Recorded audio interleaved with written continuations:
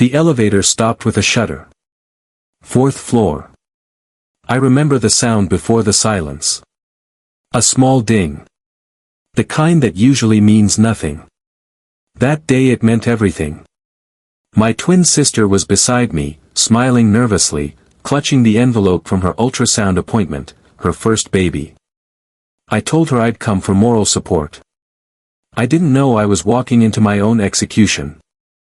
When the doors slid open, the world tilted. There she was, my wife Sarah, laughing. Her hand intertwined with another man's. His thumb stroked her palm like it had done it 1,000 times. Her head was tilted toward him, her smile easy, glowing.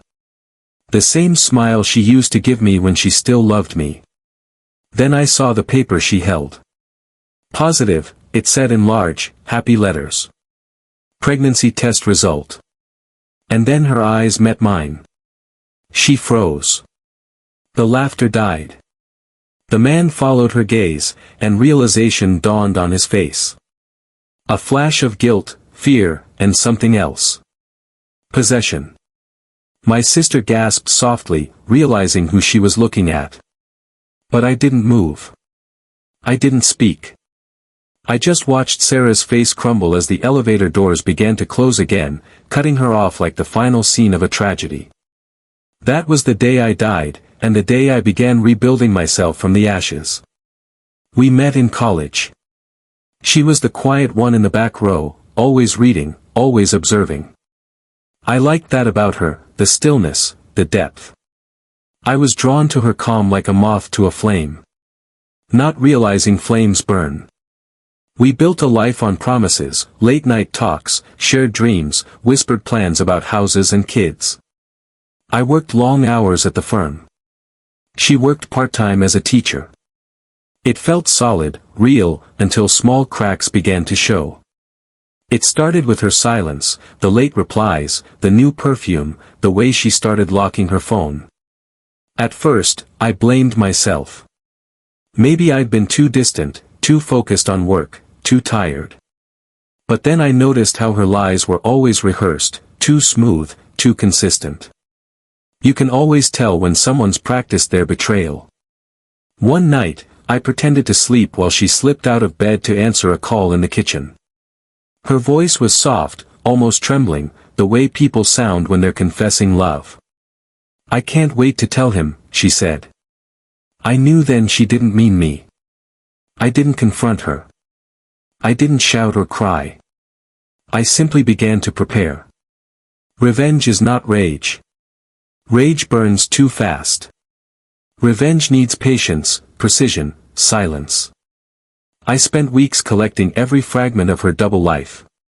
Phone records, texts, emails, photos. She was careless. They always are when they think you're blind. Her lover, Daniel, worked at a local architecture firm, married, 2 kids. I met him once at a fundraiser.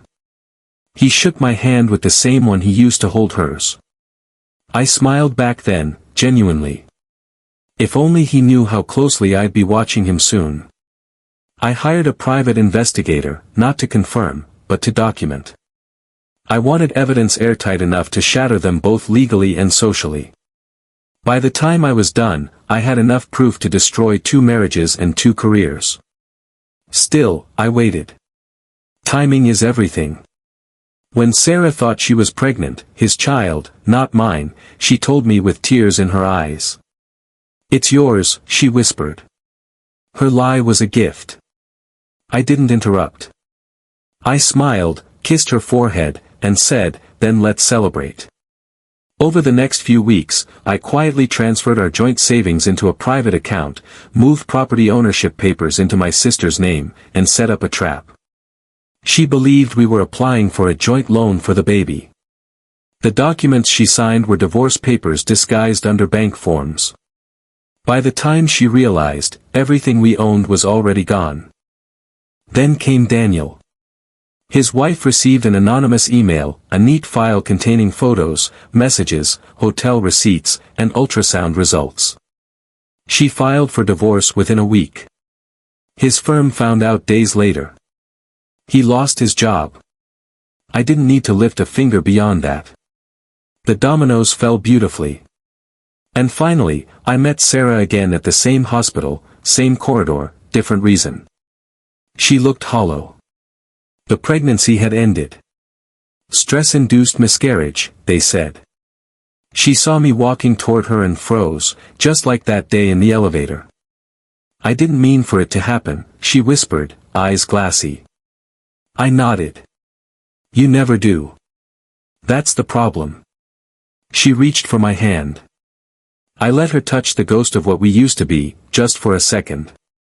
Then I pulled away.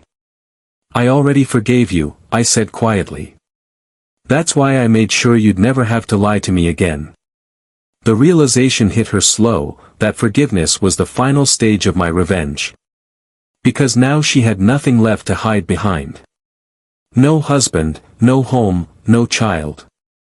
People say revenge doesn't heal. They're wrong.